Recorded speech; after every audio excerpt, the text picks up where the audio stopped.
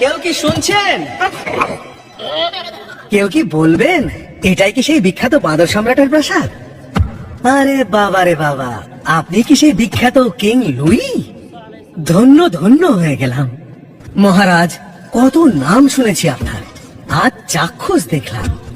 নামের কি আর মহিমা, আপনি তো নিজেই এত এত বড়। বাহ বাহ বাহ বাহ, কি সুন্দর লাগছে আপনাকে তো দেখে। একটা মাংসের দোকান মনে হচ্ছে। এই ছোট ছোট ছোট, একটু শান্ত থাকো। এত উঁচু পাহাড় পর্বত বেয়ে এই শরীর নিয়ে আমি আপনার কাছে এসেছি শুধু আপনাকে দেখার জন্য। একবার চোখের দেখা, সেই ছোটবেলা থেকে আপনার স্বপ্ন দেখছি। আহা হা হা, পাহাড় থেকে ফেলে ছাড়ো ছাড়ো ছাড়ো, এই ছাড়ো ছাড়ো ছাড়ো, কাঁদো কাঁদো লাগছে যে, ছাড়ো ছাড়ো ছাড়ো। আরে করছোটা কি তোমরা? মহারাজ আপনি একদম সঠিক বলেছেন, আমি একদম অনাহত, আপনি আমাকে ডাকেননি। ভুলটা তো আমারই। যাকে ছাড়ো সব কথা, একটা কথা তো মানতেই হবে, আপনার দলে সবাই কি সুন্দর, কিন্তু দুঃখের কথা হলো আপনাদের কাছে কেউ আসেই না।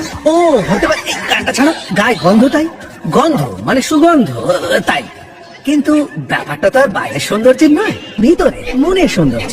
আপনাদের মন কত সুন্দর, আপনাদের কত বুদ্ধি, আপনাদের কিডনিতেও বুদ্ধি, কিন্তু আপনাদের অহংকার, কোনো অহংকার নেই। আপনাদের সঙ্গে বেশ কয়েকটা মিল আছে। আমি হাত নিয়ে কাজ করি, ডান হাতের কাজ ডান হাতে, বাঁ হাতের কাজ বাঁ হাতে। ছোটবেলা থেকে স্বপ্ন দেখেছি আপনাদের মতো হবো, মানে বুক ভরা স্বপ্ন ছিল। সত্যি কথা বলছি, ছোটবেলা থেকে স্বপ্ন দেখছি আমি বড় হয়ে একটা সুন্দর বাঁদর হয়ে উঠবো।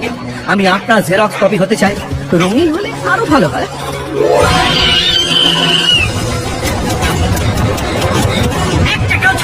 আমার উপর বিরক্ত হয়েও না সম্রাট কিং লুই, আমি চলতাম।